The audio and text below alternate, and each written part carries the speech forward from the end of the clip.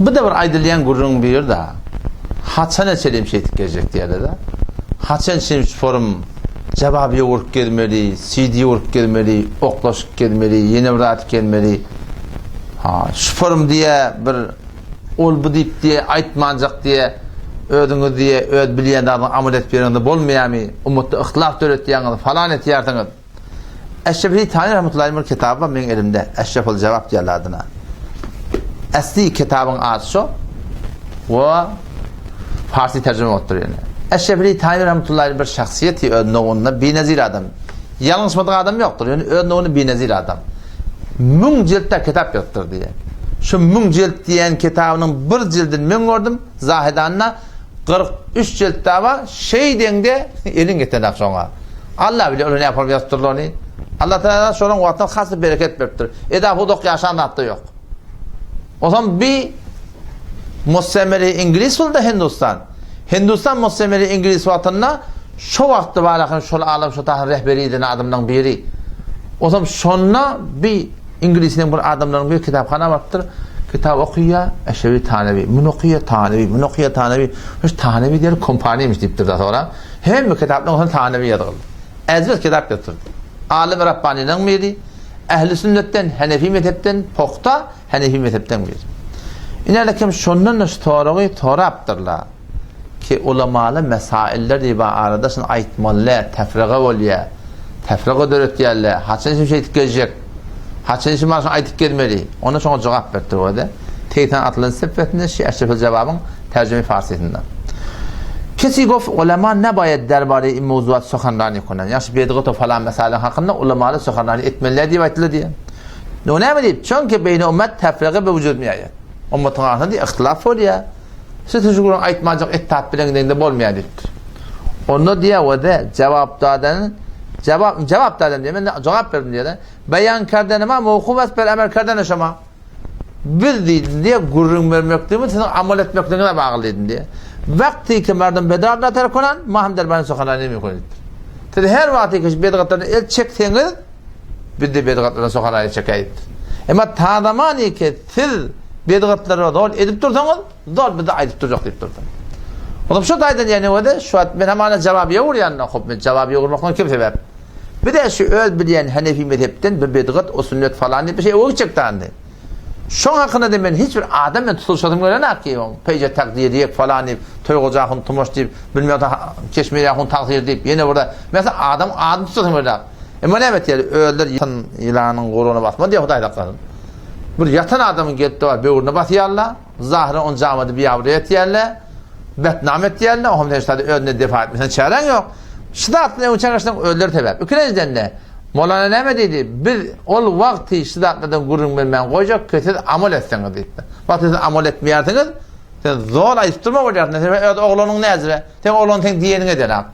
Diyenmeden atı koyan mı sonra? Yok zor ayıptın değil mi? Zor ayıptın bir günne iki günne.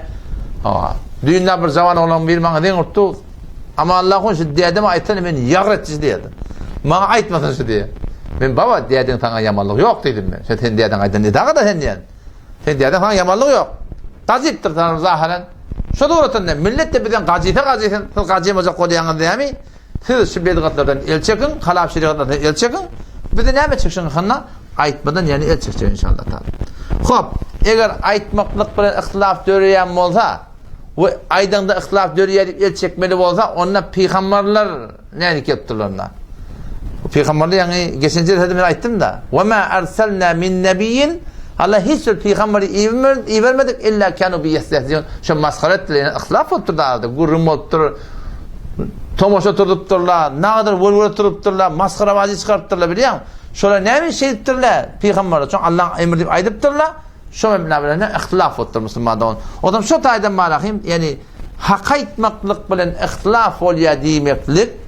Onun için bana bir peygamber tappana ihtilaf etmedik o zaman. Ne ihtilaf otur peygamberin vaatına? Çünkü hak ediptir da şey değil mi? Şu taydan bana aytacak olayanın birinde şey cevabı yoğurmaklığımız ki Allah Teala ömür verse tevfikten almasın. Tadamani ki ihanet etkeyle şahsiyeti dinimiz diyor sağlık terk etkeyle birin cevabı yerimiz inşallah bolur durur.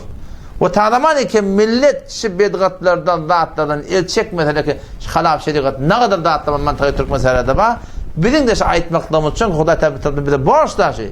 Şimdi bir de doğal aydıp duracak. Yani da gelmenin önce de Instagram'a bir var akıyım peygamberdir. Biz mevlud okuyat hangi emrepti var deyiptir da. Sadece vurun hey. Hangi mevludu biz okuyat deyiptir. Hangi emrepti var. Ben de kardeş dedim, ben vazifem dedim, aytmaklık dedim.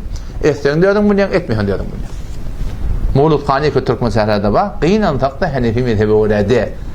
Mevludun ne amayı var? Peygamber salavatı veriyor. Baba namazın ne amayı var deyip erti namazı 4 rekatını okuyup olmuyor ki. Namaz okuymaklık Huday Teala'nın kelamında gelir. Peygamber'e göre okuyup oliptirle.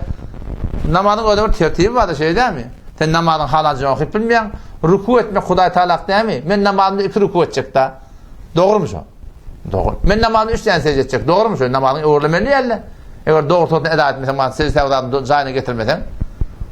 Gurun şu da mevlud kaynamayıp baba Peygamber salavatı verin dayı yok. Yönep şeriata oraya olmalı. Hanefi mezhebe oraya olmalı. Mezhepte bir çoğun ecade veriptirle. Beşçe bir gün, o da bir güne yer içer yok. Yani Peygamber'den bolan günü ipte bir celeseyi sağda tutmaklık. Dininden, diyanetten, Nebi Hudaysan'dan gurun vermeklik. Şuna ecade veriptirle değil mi? Şuna ecade. En şat uğratanında başka ibadette de şeyde. İbadette sen gelip ödünden buradan sokap deyip dördet başarmıyordun ki.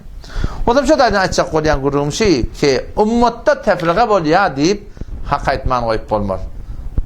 İhtilaf et ya ne deyip bana eğer hak etmeli olsa Peygamber'le etmeli demiştik. Bir alim eğer Peygamber'in zanisi ne olacak olsa o etmin hak etme olur, hak etmen ihtilaf olma olur. Hasenet çelliğin bizden aydıp duracak ta zaman ki millet şu da terk ettiğin şey değil mi? Allah temizce tevfik versin. Vesselamu aleyküm ve rahmetullah.